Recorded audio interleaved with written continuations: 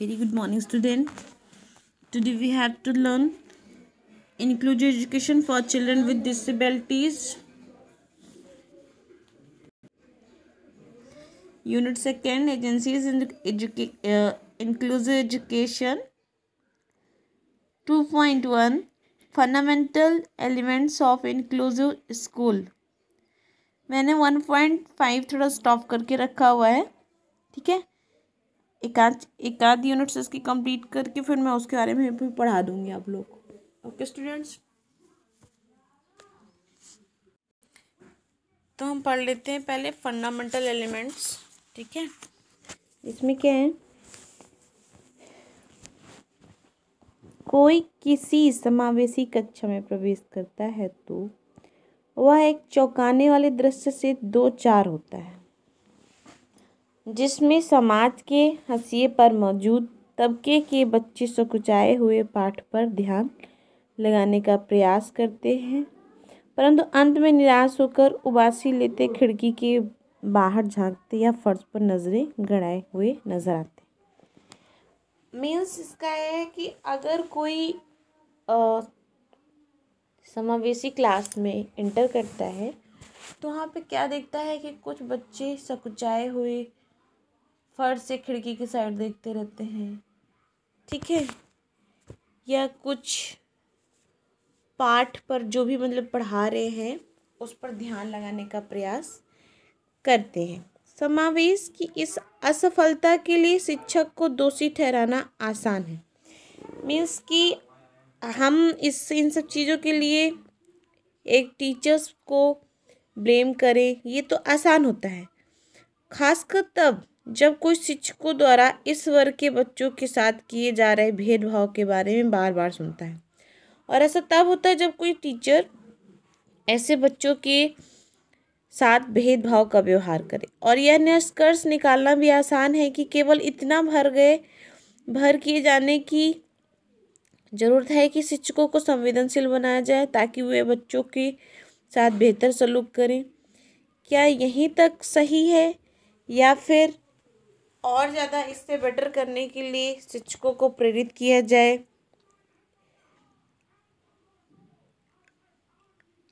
कि वो बच्चों के साथ सही तरह का बर्ताव करें। दिल्ली में जब सरकार ने प्राइवेट स्कूलों का निर्माण कार्य के लिए रियायती दरों पर ज़मीन खरीदने की अनुमति दी तो उसमें शर्त थी कि वे स्कूल की उपलब्ध सीटों में से 20% सीटें आर्थिक रूप से कमज़ोर वर्ग के बच्चों के लिए आरक्षित रखेंगे। दिल्ली में जब प्राइवेट स्कूलों के लिए रियायती ज़मीन दी गई थी तो वहाँ पे एक शर्त रखी गई थी कि आपके स्कूल की 20% सीटें अक्षमताग्रस्त बच्चों के लिए होंगी, कमज़ोर बच्चों के वर्ग के बच्चों के लिए। मीन्स जो बच्चे अक्षम होते हैं उन बच्चों के लिए 20% सीट हर स्कूल में प्रोवाइड की गई थी दिल्ली में।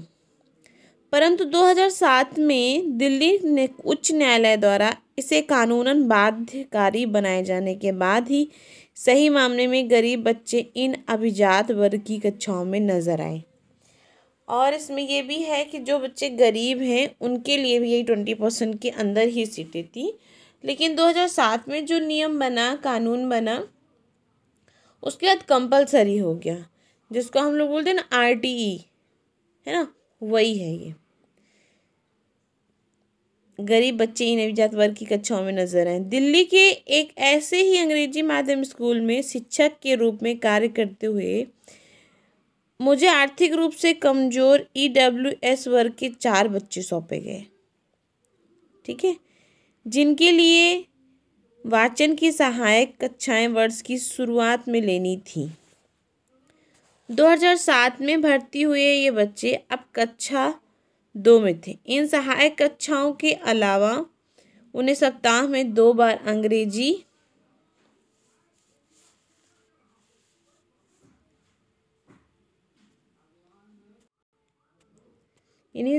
अंग्रेजी और पश्चात संगीत की शिक्षा भी दी जाती थी। मीन्स कुछ अंग्रेजी के पीरियड्स भी लगते थे और पश्चात संगीत वगैरह की। जटिल समस्या जल्द ही यह स्पष्ट हो गया कि समस्या केवल पढ़ने की नहीं है, गाने के सस्वर पाठ में जिन बातों से कक्षा के अन्य बच्चों को प्रोत्साहन मिलता था वही इन EWS के बच्चों के लिए बेअसर साबित होती और वे यूं ही खामोश बैठे रहते। शुरुआत में इसे भाषा से जुड़ी समस्या समझा। बच्चे शब्दों के मायने समझ नहीं पाते, इसलिए पंक्ति की शुरुआत पढ़ने से उन्हें मदद नहीं मिलती थी। जल्दी यह स्पष्ट हो गया कि समस्या केवल पढ़ने की नहीं है। गाने सस्वर पाठ में जिन बातों से कक्षा के अन्य वर्ग को प्रोत्साहन मिलता है वे इन EWS के बच्चों के लिए बेअसर साबित होती और वे यूं ही खामोश बैठे रहते। शुरुआत में मैंने इस भाषा से जुड़ी समस्या समझा। शुरुआत में क्या हुआ कि पढ़ाने गए थे, वो अपना एक एक्सपीरियंस बता रहे हैं। यद्यपि जब सबके लिए समान परिस्थिति कर दी गई, ऐसी भाषा के होते जो कक्षा के सभी बच्चों के लिए अनजानी होती, तब वे गाने आत्मविश्वास उत्साह के साथ गाते। हमने इस प्रकार की चीज़ भी देखी थी कि स्कूल में काफ़ी संख्या में कोरिया के बच्चे हैं जो शुरुआती कुछ महीने खामोशी के साथ ध्यानपूर्वक स्कूल में बिताते, सिर्फ इसलिए कि एक दिन बिना किसी की मदद के वे खुद अपने आप अंग्रेजी बोल सकें। समय बीतने के साथ देखा कि हमारे EWS वर्ग के छात्र और अधिक चुप और निराश रहने लगे। समस्या बहुत जटिल थी। जनशिक्षा का आरंभ बिंदु जनशिक्षा के तौर पर उस सामाजिक बदलाव से जुड़े सके जिसके चलते औद्योगिक समाज अस्तित्व में आया। माँ बाप जमीन से जुड़े नहीं रहे, काम की खातिर वे घर छोड़ने को विवश हुए। अब दिन भर बच्चे कहाँ रहेंगे? ऐसे में बच्चों को स्कूल भेजने के लिए अभिभावकों को मनाने की आवश्यकता नहीं रही। इन स्कूलों ने भी फैक्ट्री युग की विशिष्ट सांस्कृतिक पहचान को अपनाने में अपनी भूमिका निभाई। बच्चों को उम्र के आधार पर समूहों में बांट दिया। समय सारणियाँ बनाई गई, टाइम टेबल, जिनमें काम के पश्चात पूर्व नियोजित भोजन अवकाश रखे गए। पाठ्यक्रम को छोटे छोटे हिस्सों में बांटा गया ताकि वे एक बड़ी समय सारणी के छोटे छोटे खंडों के अनुकूल बन सकें। और यह वरीयता आधारित संगठित ढांचा हायरार्की बनाया गया, जिसमें अधिकांशतः सूचना का प्रेषण एक तरफा ही होता। शिक्षक से उदासीन कक्षा की ओर। जो माँ बाप औद्योगिक समाज का हिस्सा नहीं बने, उन्होंने बच्चों को स्कूल भेजने का निर्णय तत्काल नहीं लिया, क्योंकि दिन में बच्चों को रखने के लिए उन्हें स्कूलों की आवश्यकता नहीं थी। उनकी रोजी उन्हें घर से दूर नहीं ले गई थी और वास्तव में उनके बच्चे भी सामान्यतः उनके ही कामों में लगे हुए थे। जब समाज के हाशिए पर रहने वाले समुदाय अपने बच्चों को स्कूल भेजते हैं तो इस आशा के साथ कि उनके बच्चे भी सुविधाओं से भरी उस दुनिया का हिस्सा बनेंगे जिससे उन स्कूलों का संबंध है। वे जानते हैं कि अपने बच्चों को वे उस अनजानी दुनिया में आगे बढ़ा रहे हैं जहां बहुधा उन्हें खुद के बलबूते ही जीना होगा। माता पिता स्कूल के जोखिम का हिसाब लगा पाते जिसका प्रतिनिधित्व वे स्कूल करते हैं।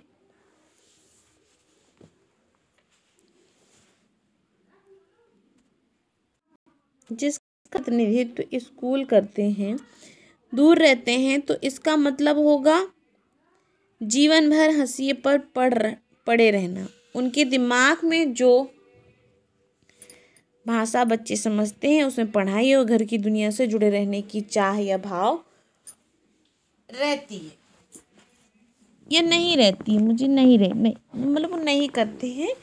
इसमें क्या है कि बच्चों की कंडीशन के बारे में बताया गया है कि क्या कैसे कितनी मुसीबतों का सामना करना पड़ा। ठीक है, हम पढ़ते समावेशी शिक्षा के बारे में।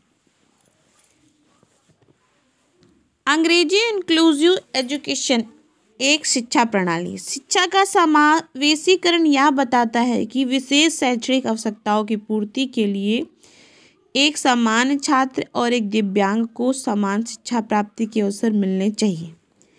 इसमें एक सामान्य छात्र एक दिव्यांग छात्र के साथ विद्यालय में अधिकतर समय बिताता है। पहले समावेशी शिक्षा की परिकल्पना सिर्फ विशेष छात्रों के लिए की गई थी।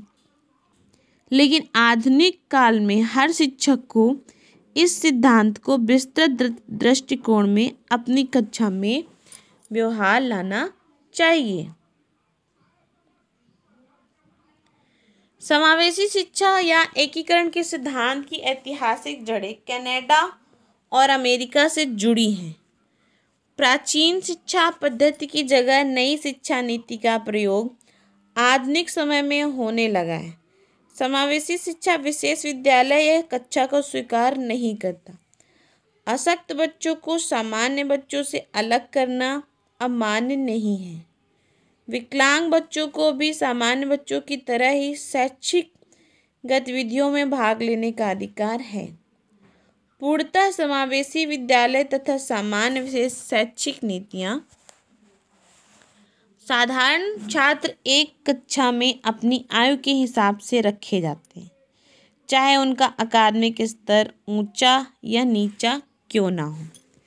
शिक्षक सामान्य और विकलांग सभी बच्चों से एक जैसा बर्ताव करते हैं। मतलब उनके अंदर ये नहीं है कि नहीं आप बच्चों से सामान्य व्यवहार नहीं कर सकते। जो टीचर होता है वो सभी प्रकार के बच्चों के साथ एक समान व्यवहार रखता है, चाहे वो विकलांग बच्चा हो या नॉर्मल। अशक्त बच्चों की मित्रता अक्सर सामान्य बच्चों के साथ करवाई जाती है। जो बच्चे अक्षम होते हैं उनकी जो फ्रेंडशिप है वो सामान्य बच्चों के साथ कराई जाती है, ताकि ऐसे ही समुदाय बनता है। यह दिखाया जाता है कि एक समूह दूसरे समूह से श्रेष्ठ नहीं है। ऐसे बर्ताव से सहयोग की भावना बढ़ती है। शिक्षक कक्षा में सहयोग की भावना बढ़ाने के लिए कुछ तरीकों का उपयोग करते हैं। समुदाय भावना को बढ़ाने के लिए खेलों का आयोजन, विद्यार्थी को समस्या के समाधान में शामिल करना, किताबों और गीतों का आदान प्रदान, संबंधित विचारों का कक्षा में आदान प्रदान, छात्रों में समुदाय की भावना बढ़ाने के लिए कार्यक्रम तैयार, छात्रों को शिक्षक की भूमिका निभाने का अवसर देना, विभिन्न क्रियाकलापों के लिए छात्रों का दल बनाना, प्रिय वातावरण का निर्माण करना, मतलब उनके अकॉर्डिंग एटमॉस्फेयर रेडी करना, बच्चों के लिए लक्ष्य निर्धारण, अभिभावकों का सहयोग लेना, विशेष प्रशिक्षित शिक्षकों की सेवा लेना।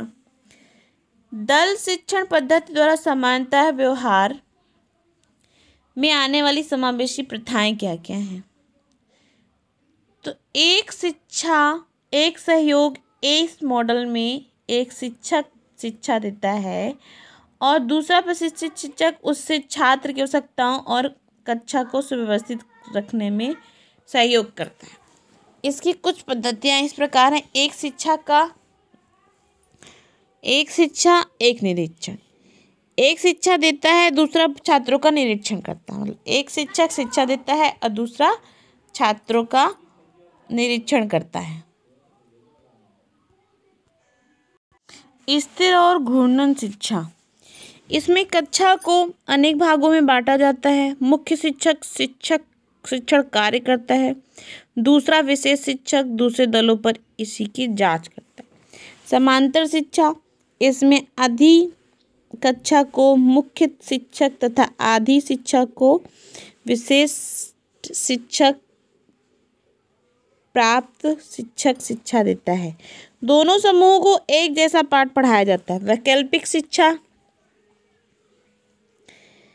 मुख्य शिक्षक अधिक छात्रों को पाठ पढ़ाता है, जबकि विशिष्ट शिक्षक छोटे छोटे समूह को पाठ पढ़ाता है, दूसरा पाठ पढ़ाता है। समूह शिक्षा क्या होती है? यह प्रारंभिक शिक्षा पद्धति है। दोनों शिक्षक योजना बनाकर शिक्षा देते हैं। यह काफ़ी सफलता शिक्षण पद्धति होती है। अब देखते हैं इसमें समावेशी शिक्षा का अर्थ। समावेशी शिक्षा जैसा कि नाम से ही पता चल रहा है, जो सबको समाहित कर ले, अर्थात ऐसी शिक्षा जो सबके लिए हो, अर्थात हर वर्ग के हर प्रकार के बच्चों को एक साथ एक कक्षा में एक विद्यालय में शिक्षा देने की समावेशी शिक्षा है। मीन्स सभी प्रकार के बच्चों को एक ही विद्यालय में शिक्षा देने की समावेशी शिक्षा है।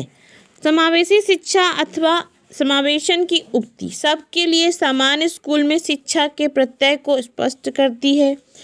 यह भावना विश्वासों का एक ऐसा प्रतिमान है जो एक सार्वभौमिक समाज के निर्माण एवं विकास का उद्देश्य रखता है, जिसमें प्रत्येक व्यक्ति के लिए जगह हो। समावेशी शिक्षा सामान्य एवं विशिष्ट शिक्षा को सबको साथ लेकर सम्मिलित करते हुए बच्चों की आवश्यकताओं को ध्यान रखते हुए उनकी बौद्धिक, संवेगात्मक एवं सृजनात्मक विकास के अतिरिक्त परस्पर सीखने सिखाने तथा अभियोजन का प्रयास है। यह ऐसी प्रक्रिया है जिसके द्वारा किसी भी भेदभाव व अंतर के समाज के प्रत्येक वर्ग को शिक्षा प्रदान की जाती, ताकि समाज के सभी बालकों को एक स्तर पर लाया जा सके। समावेशी शिक्षा में मुख्य रूप से 4 प्रक्रियाएं होती हैं। सामान्यीकरण, संस्था रहित शिक्षा, शिक्षा की मुख्य धारा, समावेश। ठीक है, अब इसमें देख लेते हैं। मानव संसाधन विकास मंत्रालय के द्वारा समावेशी शिक्षा का अर्थ है कि सभी सीखने वाले बालक हो अथवा युवा, चाहे अशक्त हो या नहीं, सामान्य विद्यालय, पूर्वावस्था विद्यालयों में, सामुदायिक शिक्षा केंद्रों में उपयुक्त सहयोगी सेवाओं के साथ आपस से मिलजुल कर सीखने में समर्थ हो। उन्हें आगे स्पष्ट किया है कि मुख्य धारा के विद्यालयों में विशिष्ट आवश्यकताओं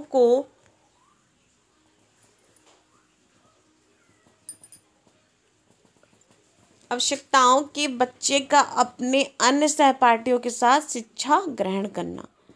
डेफिनेशन है उमा लुतुली के अनुसार, समावेशन एक प्रक्रिया है जिसमें प्रत्येक विद्यालय को दैहिक, संवेगात्मक तथा सीखने की आवश्यकताओं को पूरा करने के लिए संसाधनों का विस्तार करना होता है। Professor S.K. दुबे के अनुसार शैक्षिक समावेशन एक ऐसी शिक्षा प्रणाली है जो छात्रों की योग्यता एवं स्थितियों के अनुरूप दी जाती है। श्रीमती R.K. शर्मा के अनुसार शैक्षिक समावेशन एक ऐसी शिक्षा व्यवस्था है जिसके द्वारा प्रतिभाशाली एवं शारीरिक रूप से अक्षम छात्रों को सूचित किया जाता है। यूनेस्को ने अपने अंतर्राष्ट्रीय शैक्षिक सम्मेलन जिनेवा 2008 में स्पष्ट किया है कि समावेशी शिक्षा अधिगमकर्ताओं के गुणात्मक शिक्षा के मौलिक अधिकार पर आधारित है, जो आधारभूत शैक्षिक आवश्यकताओं की पूर्ति कर जीवन को समृद्ध बनाती हैं।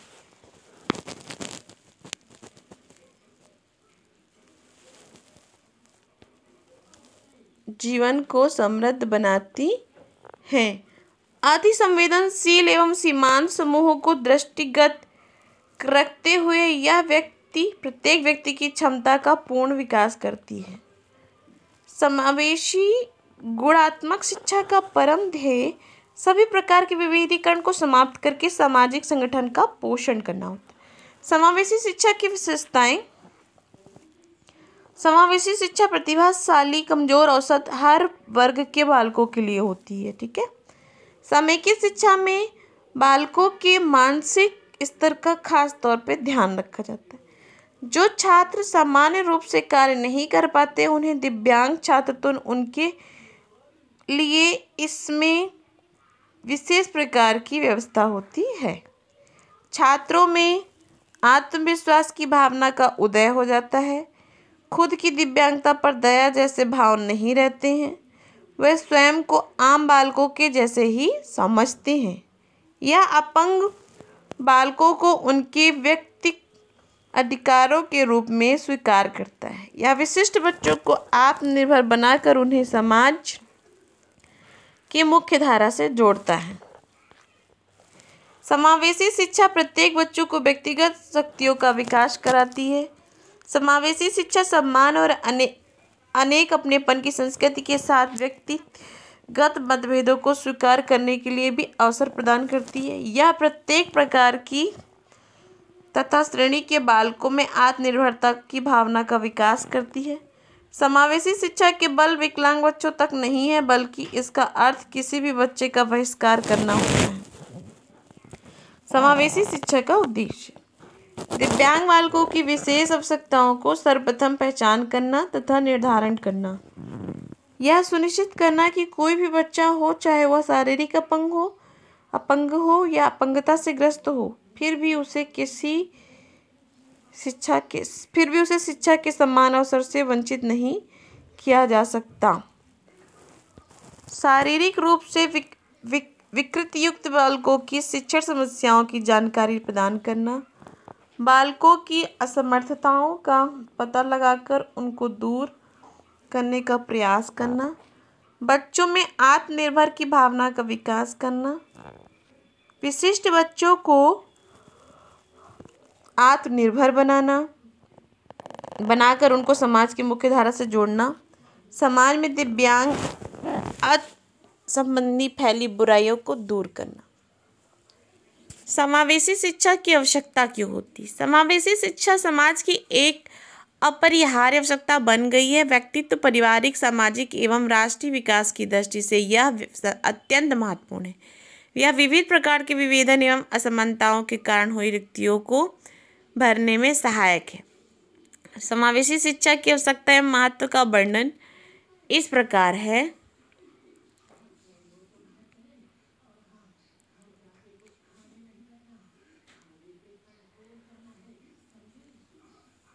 शिक्षा की सर्वव्यापकता, संवैधानिक उत्तरदायित्व का निर्वहन, राष्ट्र का विकास,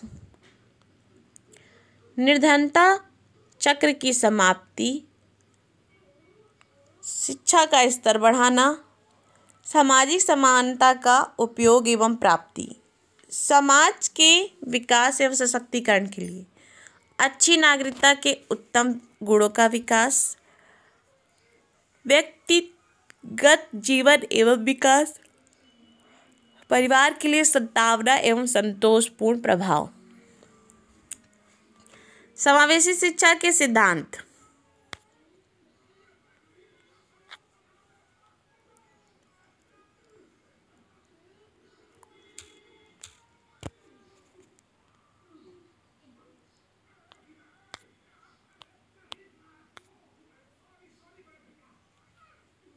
समावेशी शिक्षा के सिद्धांत इस प्रकार है। बालकों में एक सी अधिगम की प्रवृत्ति है, अर्थात सब में सीखने की एक जैसी आदतें हैं। बालकों को समान शिक्षा का अधिकार है, अर्थात समावेशी शिक्षा कमजोर, प्रतिभाशाली, अमीर, गरीब, ऊंच नीच नहीं देखी जाती। सभी राज्यों का यह दायित्व है कि वह सभी वर्गों के लिए यथोचित संसाधन, सामग्री, धन, सभी संसाधन उठाकर स्कूल के माध्यम से उनकी गुणवत्ता में सुधार करके आगे बढ़ें।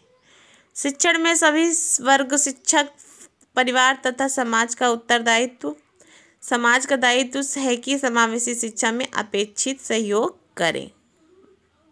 ये हो गए हमारे समावेशी शिक्षा के सिद्धांत। Okay students, see you tomorrow and have a nice day.